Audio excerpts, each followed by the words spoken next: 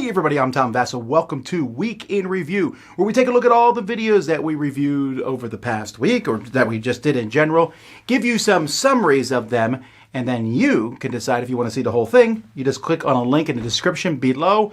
Let us begin. Hey everybody, I'm Zee Garcia. Here's what I did last week. So I did Unsung Gems with the letter T, 5 games that I think deserve a little bit more love, and of course begin with the letter T. And then I reviewed a couple of games. I reviewed Tori-Tori Endangered Species, which I rated a 6.5 out of 10. This is a cooperative game with a conservation theme, lovely look to the whole game. I thought the gameplay itself was a little unpredictable. Sometimes you can not spot something that is going to quickly wipe you out and lose you the game. And it's also got a decent amount of iconography that I wish the players had a better reference for, so that you didn't have to keep flipping through the rulebook to remember, oh yeah, that symbol means you can protect this animal from breeding or being eaten, or oh, you can activate this animal when you are on that symbol, that sort of thing. But generally, a nice game. And then I reviewed Dustbiters, which I rated an 8 out of 10. This is a 2-player only sort of Mad Maxian game in which you are a gang of these motorists. You have another gang, and you are out running a dust storm.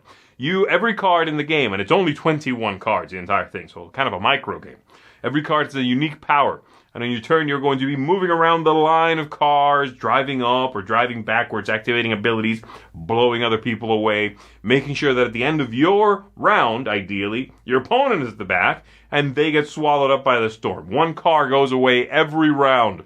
Eventually, if either one of the players runs out of any cars in the lineup, they're done. That's the game. And it's very clever. A lot of these powers seem strange at first, but the combinations, there are combos galore in this game. And it's a thinkier game than it would appear at first blush. The game looks kind of wild. Really cool artwork, lots of popping colors, and again, just insane post-apocalyptic madness. And yet the gameplay can be that, but it's also very thinky and strategic, and you've got to outpace your opponent, both with cards in your hand and, of course, in the actual race of the game. Really enjoy this one, a superb little card game. So that's going to do it for me. I'll see you on the next one. Hey there everybody, it's Mike DiLisio, and this week I reviewed 3 games. They were all games by designer Reiner Knizia that have been imported into the United States, and this was all kind of in preparation for a top 100 Reiner Knizia games that Tom and I have been working on and are going to be releasing that soon. So this week I reviewed first Twins from Oink Games. This is a game I rated a 5 out of 10. It is a small box card game that is themed around gangsters or mobsters. It's a game that was held back a little bit by the graphic design and a rule set that was not really terrifically well done. It made a game that's very simple, more complicated and clunky than it needed to be. Can't recommend that one. Then I reviewed Viking Seesaw from Itten Games. This is a delightful dexterity stacking game that is really all about the wonderful tactile components. I gave this an 8 out of 10. It is really a very silly game with a remarkably short play time. You probably will play multiple sessions of this. You're really just trying to stack items from your supply onto this teeter-totter style ship. Just a blast to play. And then finally, I reviewed The Siege of Runedar from Ludonova Games, and I gave this an 8.5 and a seal of excellence.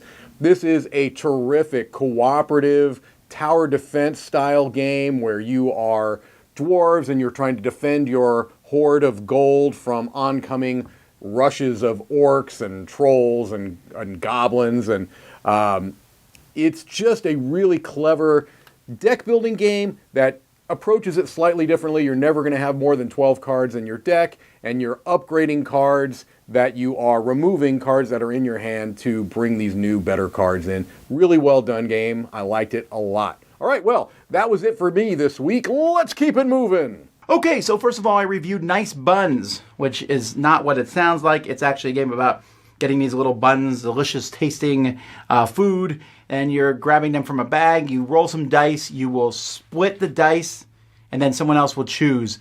That sounds interesting. It's okay. It's fine. 6 out of 10. Intrigue is one of 3 reprints I took a look at. Intrigue has not aged particularly well, and this new reprint isn't particularly pretty. It's a very mean game that I liked, but nowadays, I'd play it, but 6 out of 10. Automated Alice. This is a beautiful game with dice rolling, placing dice, getting cards. I think I like the rules set more than the game because the game comes down to just sheer randomness. Other than that, is everything else about the game I would enjoy, so 6.5. Word Heist, a fun party game where you're making words out of a certain number of letters, and everyone's trying to guess what word you made. 7 out of 10. Caper Europe is another one of the reprints I took a look at. Zee really enjoyed this one, so I gave it a whirl. A nice back and forth between two players. 7 out of 10. Factory Funner. This one I also give a 7 out of 10 to, but realize that this is not for everybody. This is a very thinky, heady, spatial game with a bit of real time. It works for me, but may not work for everybody.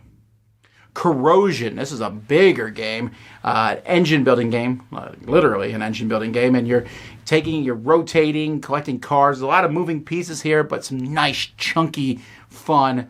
7.5. CoraQuest. Really liked CoraQuest. This is a game made by kids, for kids, a dungeon crawler, artwork. It's just a joy for kids. 8 out of 10. And Return to Dark Tower. We did a 4-square on this. I liked it the best. I think the tower is fantastic. I think the way the app works with it's fantastic. I think the variety is fantastic. It's just a great, very interesting game. A remake of an older game. 8.5 out of 10. We also did a playthrough, thoughts on one of a series that we'll be doing on Kingdom Death Monster. We finished our top 100 games of all time. There was a live playthrough of Destinies, a live playthrough of Meadows.